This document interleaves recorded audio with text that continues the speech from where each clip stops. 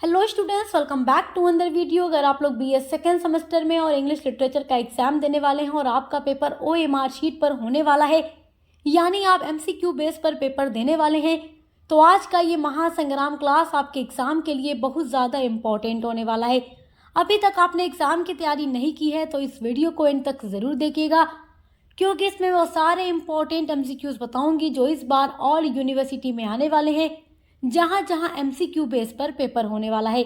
इसके पहले भी मैंने 2-4 वीडियोस आपके लिए अपलोड किए हैं, आप उन वीडियोस को भी ज़रूर देखिएगा। अगर आप सारी वीडियोस देखकर एग्जाम देने जाते हैं तो आपकी तैयारी 100% बेस्ट होगी और आपको एग्जाम में पूरा नंबर मिल जाएगा।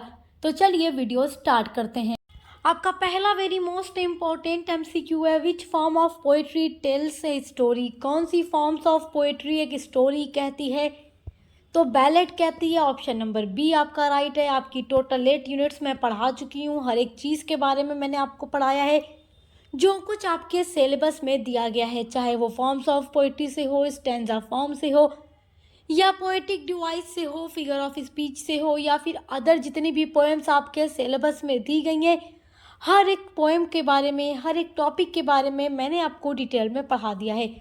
और इस वीडियो के अलावा भी मैंने और भी महासंग्राम क्लासेस अपलोड की हैं और आपके सिलेबस में जितनी पोएम्स दी गई हैं सभी से बनने वाले अलग अलग एमसीक्यूज़ की वीडियोस मैंने अपलोड की है, तो आप उन वीडियोस को देखना मत भूलिएगा। चलिए देखते हैं इसमें आपके वो सारे इंपॉर्टेंट एमसीक्यूज़ जो आपके एग्ज़ाम में आने वाले हैं। और जो पोएम्स की वीडियो मैंने आपको बताई एमसीक्यूज़ की, वो ज़रूर देखिएगा। अगला है, how many lines are usually found in a sonnet. एक सनेट में हाउ मेनी लाइन्स यानी कितनी लाइन्स पाई जाती हैं? 14 लाइन्स। ऑप्शन नंबर सी आपका राइट है। देखिए अगला क्वेश्चन है, poem written in praise of a person, thing और इवेंट इज कॉल्ड।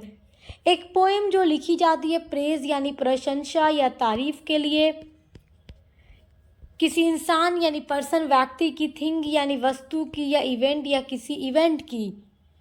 तो एक वस्तु मतलब किसी वस्तु या पर्सन या इवेंट की तारीफ के लिए जो पोएम लिखी जाती है उसको ओड कहते हैं। ऑप्शन नंबर बी आपका राइट है।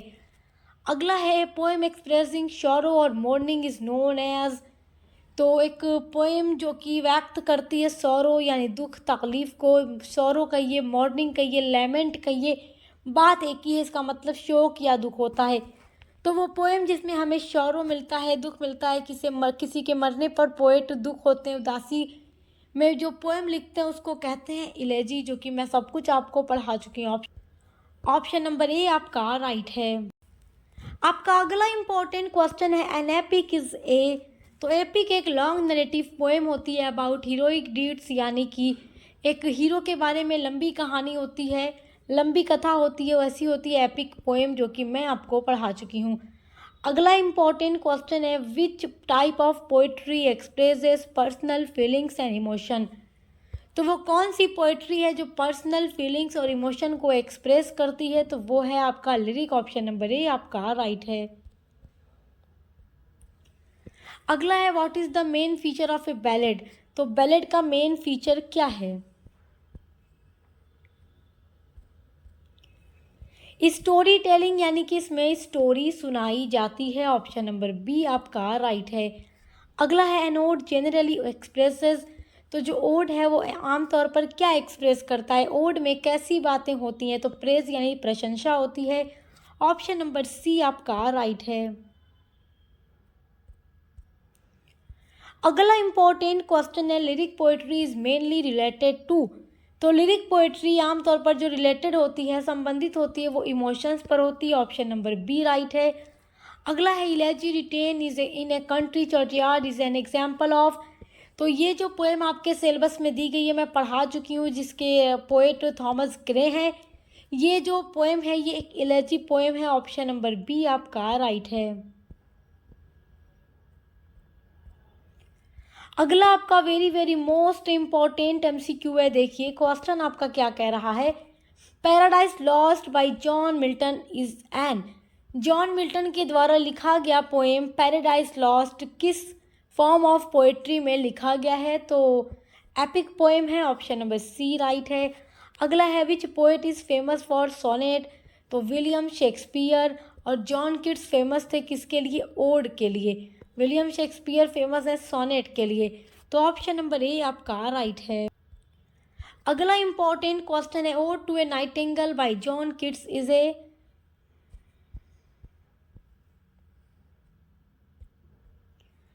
तो पोएम में आगे लगा हुआ है ओड टू ए नाइटिंगेल, तो ओड से आप पकड़ लेंगे ये ओड पोएम है। ऑप्शन नंबर डी आपका राइट है। अगला इंपॉर्टेंट क्वेश्चन है, the Rime of the Ancient Mariner by Samuel Taylor Coleridge is a. तो ये जो है बैलेड पोएम है। ऑप्शन नंबर ए राइट है। अगला है, the word lyric comes from which musical instrument. तो लिरिक्स लायरे से आया है, किससे आया है? लायरे से। ऑप्शन नंबर बी राइट है।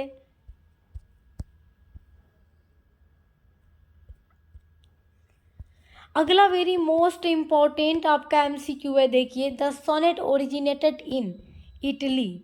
इटली में इसकी ओरिजिन हुई, यानी कि इसकी शुरुआत, इसकी उत्पत्ति इटली में हुई। और इटली में जो सोनेट लिखी जाती थी वो इटालियन सोनेट होती थी। धीरे धीरे ये इंग्लैंड में पहुंची। इंग्लैंड के बहुत सारे राइटर्स ने इसको एक्सेप्ट किया और लिखना शुरू किया इटालियन सोनेट। लेकिन इसको विलियम शेक्सपियर ने इटालियन सोनेट के रूप में अडॉप्ट नहीं किया, बल्कि इसका फॉर्म बदल दिया। वो 14 लाइन की ही पोएम थी, लेकिन ऑक्टेव सेस्टेट में नहीं बटी होती थी, 3 क्वाट्रेन एंड 1 कपलेट में बटी होती थी। विलियम शेक्सपियर की जो सोनेट थी, 3 quatrain of 4 lines, 1 couplet of 2 line, तो इस तरह मिलाकर 14 लाइन्स हो जाती थी। तो सोनेट की उत्पत्ति इटली में हुई। ऑप्शन नंबर सी राइट है। अगला है, टर्जारेमा वाज फर्स्ट यूज बाई दांते। दांते के द्वारा टर्जारेमा को फर्स्ट टाइम यूज किया गया। ऑप्शन नंबर बी राइट है। आपका अगला इंपॉर्टेंट एमसीक्यू है, the rhyme scheme of terza rima is. तो राइम स्कीम होती है ABA BCB CDC DED। इस तरीके से ये कंटिन्यू चलता रहता है। ऑप्शन नंबर सी आपका राइट है। अगला है, Spencerian stanza was introduce by.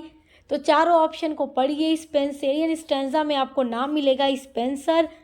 तो एडमंड स्पेंसर, इनके नाम पर ही स्टैंजा ये है Spencerian stanza. Option number A आपका राइट है। आपको मैं स्टैंजा फॉर्म्स के बारे में भी पढ़ा चुकी हूँ। A Spenserian stanza contents of 9 lines. Option number D right है। अगला है, heroic couplet consist of 2 rhyming lines, यानी कि 2 लाइन होती है हीरोइक कपलेट में, 2 लाइन, और दोनों का लास्ट का वर्ड मैच करता है, राइम बनती है। तो हीरोइक कपलेट कंसिस्ट मतलब बना, तो बना होता है 2 rhyming lines. Option number A आपका राइट है। हीरोइक कपलेट या स्पेंसेरियन स्टैंजा, ब्लैंक वर्स या टर्जारेमा, ये स्टैंजा फॉर्म आपके सिलेबस में दिया गया है और मैं सब आपको डिटेल में पढ़ा चुकी हूँ। अगला इंपॉर्टेंट क्वेश्चन है, heroic couplets are generally written in iambic pentameter. मैं आपको टोटल 8 यूनिट्स पढ़ा चुकी हूँ और मैंने आपको हर एक टॉपिक के बारे में डिटेल में पढ़ाया है। हीरोइक कपलेट एम्बिक पेंटामीटर में लिखी होती है। अगर जो भी बच्चे हमारी क्लासेस नहीं किए होंगे तो उनको कुछ क्वेश्चंस हो सकता है ना समझ आए, लेकिन जिन बच्चों ने अपनी सारी यूनिट्स की क्लासेस हमारे चैनल पर की हैं उन्हें हर एक टॉपिक अच्छे से समझ आ रहा होगा। अगला है, which poet is famous for heroic couplets. तो Alexander Pope. Option number A आपका राइट है। Blank verse is a. तो ब्लैंक वर्स में कोई राइमिंग स्कीम नहीं होती, तो ये एम्बिक पेंटामीटर में अनराइम्ड होता है, यानी कि जब भी कोई पोएम लिखी जाती है कि जितने भी लाइन की हो तो उसका लास्ट का वर्ड अदर किसी भी लाइन के लास्ट वर्ड के साथ मैच करता है और एक राइम बनती है। लेकिन जो ब्लैंक वर्ड्स स्टैंजा फॉर्म होता है, जब कोई भी पोएट इसका यूज़ करके अपनी पोएम्स को लिखता है तो कोई तुकबंदी, यहाँ पर लास्ट में कोई तुकबंदी योजना नहीं होती, बस ये पोएम ऐसे ही अनराइम्ड सेट होती है एम्बिक पेंटामीटर में। तो ऑप्शन नंबर आपका बी राइट है। अगला है, which work by John Milton is written in blank words. तो यहाँ 4 ऑप्शन में से एक वर्क कौन सा है जिसको जॉन मिल्टन ने लिखा है इन ब्लैंक वर्ड्स में, जिसमें कोई भी राइम स्कीम नहीं है। तो paradise lost. Option number D आपका राइट है। अगला इंपॉर्टेंट है, the last line of A Spenserian stanza is usually. तो 9 लाइन का होता है और 9 लाइन में जो लास्ट की 1 लाइन होती है, यानी 8 लाइन के बाद की जो एक लाइन होती है, जो 9वीं लाइन होती है, उसको क्या कहा जाता है? एलेक्जेंड्राइन कहा जाता है, ऑप्शन नंबर डी राइट है। अगला, heroic couplet became popular during the new classical as. New classical as में हीरोइक कपलेट काफ़ी ज़्यादा पॉपुलर हो गया था, ऑप्शन नंबर सी आपका राइट है। अगला इंपॉर्टेंट क्वेश्चन है, Petrarchan sonnet is also called Italian sonnet, option number D right है। पेट्रार्कन सोनेट को इटालियन सोनेट कहते हैं और शेक्सपियरियन सोनेट को इंग्लिश सोनेट कहते हैं। A Shakespearean sonnet has 3 quatrains of 4 lines and 1 couplet of 2 line, यानी कि 4 लाइन 4 लाइन 4 लाइन 2 लाइन। ये भी एक क्वाट्रेन है, ये भी एक क्वाट्रेन है, ये भी एक क्वाट्रेन है और ये एक कपलेट है। तो टोटल मिलाकर आपकी हो गई 14 लाइन्स, ऑप्शन नंबर बी आपका राइट है। अगला इंपॉर्टेंट है आपका, the rhyme scheme of a Shakespearean sonnet is. तो A B C D E F G G rhyme scheme होती है शेक्सपियरियन सोनेट की। और मेरे प्यारे बच्चों, मैंने आपको सारी सोनेट पढ़ाई है, सभी की राइम स्कीम पहचानना भी बताया है। अगर आप अभी तक राइम स्कीम के बारे में नहीं जानते कि राइम स्कीम क्या है और कैसे इसको पहचाना जाए, तो आप लोग हमारे चैनल पर विजिट करके यूनिट नंबर 1 को ज़रूर पढ़िएगा। प्लेलिस्ट में जो आपको यूनिट नंबर 1 मिलेगी, उसमें मैंने आपको सोनेट क्या है, कितने टाइप का है, राइम स्कीम कैसे पहचाने, सब आपको पढ़ा दिया है। अगला है, the 8 line of a Petrarchan sonnet are called. Petrarchan sonnet भी 14 लाइन का ही होता है, 8 लाइन का ऑक्टेव और 6 लाइन का सेस्टेट, कुल मिलाकर हो गई 14 लाइन। तो 8 लाइन का जो 8 लाइन जो होती है, फर्स्ट से 8 लाइन, पहली लाइन से 8वीं line of a Petrarchan sonnet, उसको क्या कहा जाता है, तो उसको ऑक्टेव कहा जाता है। और फिर 8 लाइन के बाद 9वीं लाइन से लेके जो आपकी 14वीं लाइन तक की मिलाकर कुल 6 लाइन होती है नीचे से, उसको सेस्टेट कहा जाता है। तो यहाँ आपसे ऊपर का क्वेश्चन पूछ रहा है कि 8 लाइन को, ऊपर से फर्स्ट 8 लाइन को क्या कहते हैं, तो ऑक्टेव कहते हैं, ऑप्शन नंबर डी आपका राइट है। The last 6 lines of a Petrarchan sonnets are called sestet. क्या कहा जाता है, सेस्टेट, ऑप्शन नंबर ए आपका राइट है।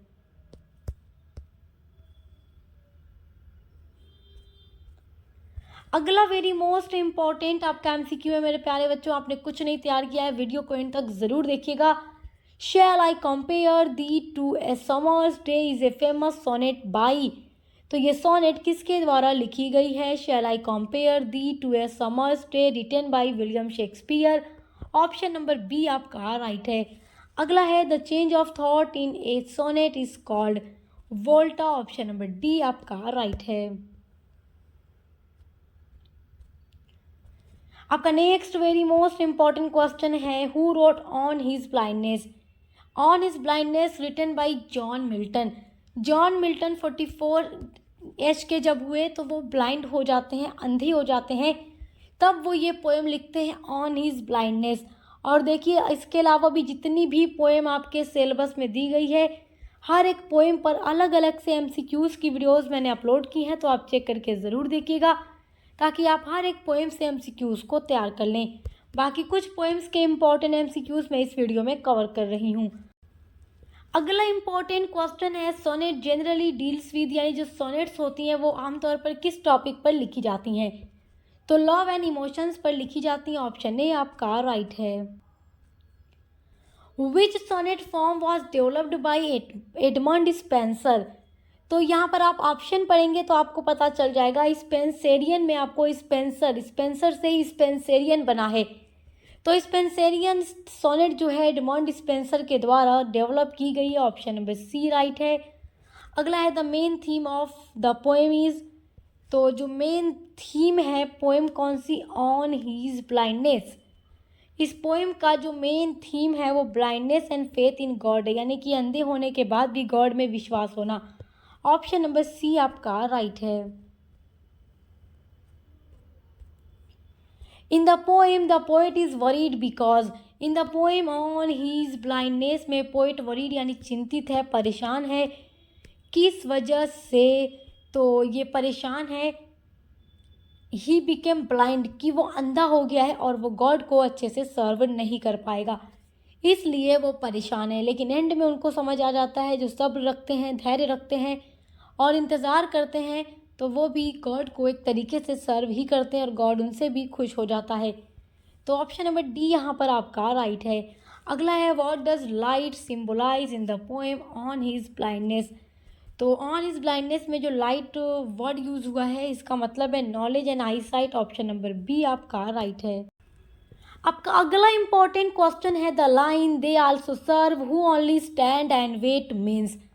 तो ये जो लाइन है ऑन हिज ब्लाइंडनेस, सोनेट की ही एक लाइन है जिसमें पोइट लिख रहे हैं दे आल्सो सर्व, वो भी सर्व करते हैं, गॉड की सेवा करते हैं, हु ओनली स्टैंड, जो केवल खड़े रहते हैं, एंड वेट, और इंतज़ार करते हैं। इस लाइन का मतलब क्या है? तो इस लाइन का मतलब है patience is also service to God, कि सब्र रखना भी गॉड के लिए एक सेवा है, एक सर्विस है। ऑप्शन नंबर बी आपका राइट है। अगला है, what is the tone of the poem on his blindness. तो इसकी जो टोन है वो सैड और थॉटफुल है। ऑप्शन नंबर डी आपका राइट है। On his blindness is also known as when I consider how my light is spend. When I consider, जब मैं सोचता हूँ, हाउ, कैसे, माई लाइट इज स्पेंड, मेरे आँखों की रोशनी चली गई। तो ऑन हिज ब्लाइंडनेस पोएम की ये फर्स्ट लाइन है, when I consider how my light is spend, और यहीं से ये पोएम शुरू होती है। चलिए अगला है, Milton became blind at the age of around. तो मतलब किस एज के लगभग वो अंधे हुए थे? तो एज 44, यानी 44 साल के जब वो थे तो वो अंधे हो गए थे। ऑप्शन नंबर सी आपका राइट है। अगला क्वेश्चन है, which figure of speech is used in my light is spend. तो माई लाइट इज स्पेंड में कौन सा फिगर ऑफ स्पीच यूज हुआ है? तो मेटाफर यूज हुआ है। ऑप्शन नंबर डी राइट है। अगला है, the poet fears that he may not be able to. तो पोइट को किस चीज़ का फियर यानी डर होता है कि he may not be to able, कि वो करने के योग्य नहीं रहेगा। तो सर्व गॉड प्रॉपरली, यानी गॉड को अच्छे से सर्व नहीं कर पाएगा क्योंकि वो ब्लाइंड हो गए हैं। इस बात का डर पोइट को रहता है। अगला इंपॉर्टेंट एमसीक्यू है, my last duchess was written by Robert Browning. This is very important MCQ. और इसके अलावा भी अदर जितनी भी पोएम आपके सिलेबस में है, सभी के एमसीक्यूज़ पर मैंने अलग अलग वीडियो बनाई है। अगला है, my last duchess is a dramatic monologue. Dramatic monologue एक तरीके का फॉर्म्स ऑफ पोइट्री होता है, जो मैं आपको यूनिट नंबर 1 में पढ़ा चुकी हूँ। The poem is mainly about the dukes. तो जो पोएम है माई लास्ट डचेस, इसमें ड्यूक के बारे में क्या है? तो ड्यूक जो है बहुत ही ज़्यादा जेलसी और प्राइड है, यानी घमंडी है और अहंकारी है। ऑप्शन नंबर बी आपका राइट है। अगला है, द डचेस स्माइल्ड एट। तो जो ड्यूक की वाइफ डचेस है वो एवरी टाइम, हर टाइम वो स्माइल करती है, वो किसी को भी देखती है खुश रहती है, स्माइल करती है। और यही बात ड्यूक के लिए क्या होती है? अच्छी नहीं होती। ड्यूक उस बात को पसंद नहीं करता कि क्यों उसकी वाइफ डचेस किसी और को देखकर मुस्कुराए। उसे जेलस है, उसे प्राइड होता है और वो अपनी डचेस को मरवा देता है। तो the duchess smiled at every one and every time. Option C आपका राइट है। अगला इंपॉर्टेंट क्वेश्चन है, the duke did not like the duchess because she. जो ड्यूक है डिड नॉट लाइक डचेस, वो डचेस को पसंद नहीं करता, बिकॉज, क्योंकि शी, वह क्या करती है? शी स्माइल, वो मुस्कुराती रहती है। ऑप्शन नंबर बी आपका राइट है, स्माइल टू ईजिली। अगला है, the setting of the poem is Italy. Option number D आपका राइट है। अगला इंपॉर्टेंट क्वेश्चन है, which Renaissance duke inspired the character in the poem My Last Duchess. तो कौन सा रेनेसा ड्यूक इंस्पायर्ड होता है कैरेक्टर से इन द पोएम में? तो duke Alfonso second. Option number B right है। अगला है, the world is too much with us was written by. ये पोएम भी मैं आपको पढ़ा चुकी हूँ। इस पोएम को लिखा है विलियम वर्ड्सवर्थ ने। ऑप्शन नंबर ए आपका राइट है। बहुत सारी यूनिवर्सिटीज़ में the world is too much with अस की जगह डैफोडिल्स पोएम दी गई है, जिसके राइटर विलियम वर्ड्सवर्थ हैं। तो उसको भी मैंने पढ़ा दिया, उससे रिलेटेड एमसीक्यूज़ की वीडियोज़ भी मैंने अपलोड कर दी है। The poem the world is too much with us is a sonnet. Option number D right है। अगला है, the main theme of the poem the world is too much with us is. तो nature and materialism, यानी कि इस poem में poet बताते हैं कि दुनिया के इंसान केवल पैसे कमाने और खर्च करने में लगे हुए हैं। उन्हें नेचर की कोई परवाह नहीं है और वो भौतिकवादी दुनिया से दिल लगा चुके हैं। अगला इम्पोर्टेंट क्वेश्चन है, अकॉर्डिंग टू द पोएट के according people are too busy with material things. तो पोएट के अकॉर्डिंग इंसान बिजी है भौतिकवादी चीज़ों के पीछे। ऑप्शन नंबर सी राइट है। अगला इम्पोर्टेंट आपका एमसीक्यू है, getting and spending refers to. तो ये जो फ्रेज है गेटिंग एंड स्पेंडिंग, इसको पोएट ने the world is too much with us sonnet में यूज़ किया है। ये जो रिफ़र करता है वो है गेटिंग एंड स्पेंडिंग, यानी earning and wasting money. Option number B right है। अगला है odd to a nightingale was written by John Keats. Option number B आपका राइट है। The poem ode to a nightingale is a ode. Option number D right है। अगला है the central theme of the poem ode to a nightingale is. तो इसका जो theme है वो नेचर है, ब्यूटी है, मोर्टेलिटी है। ऑप्शन नंबर बी राइट है। अगला इंपॉर्टेंट क्वेश्चन है, poet listens to the song of a nightingale. Option number C right है। अगला है odd to a nightingale was written in. This is very most important question. तो ये poem लिखी गई थी 1819 में। ऑप्शन नंबर आपका डी राइट है।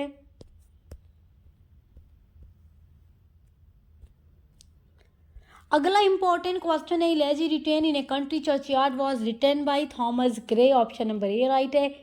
ये पोएम भी मैं आपको पूरी डिटेल में पढ़ा चुकी हूँ, बहुत लंबी पोएम है और आपको मैं पूरा हिंदी में समझा कर पढ़ा चुकी हूँ।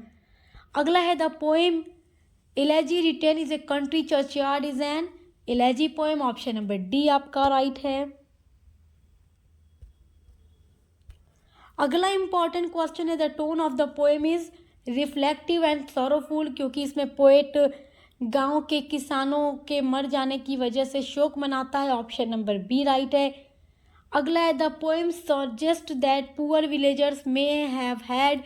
तो पोएट ये बताते हैं अपनी इस पोएम में कि जो ये गरीब किसान हैं, ये जो गरीब गांव के लोग हैं, यानी गांव के जो गरीब लोग हैं, ग्रेट हिडन टैलेंट्स, उनके अंदर भी बहुत सारे छुपे हुए टैलेंट होते हैं। ऑप्शन नंबर बी राइट है।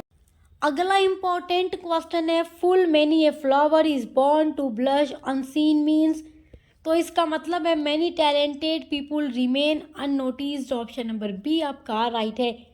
सो माय डियर स्टूडेंट्स, जितना भी एमसीक्यू मैंने आपको इस वीडियो में बताया है आप इसको तैयार कर लीजिए। इसके अलावा भी अदर जितनी भी पोएम्स दी गई हैं उन सभी के एमसीक्यूज़ की वीडियोस भी मैंने अपलोड कर दी है, तो आप ज़रूर देखिएगा, क्योंकि उन पोएम्स के एमसीक्यूज़ मैंने आज की इस वीडियो में कवर नहीं किया है। बाकी कुछ इंपॉर्टेंट एमसीक्यूज़ को मैंने कवर किया है और पहले कुछ एमसीक्यूज़ मैं ऑलरेडी आपको बता चुकी हूँ।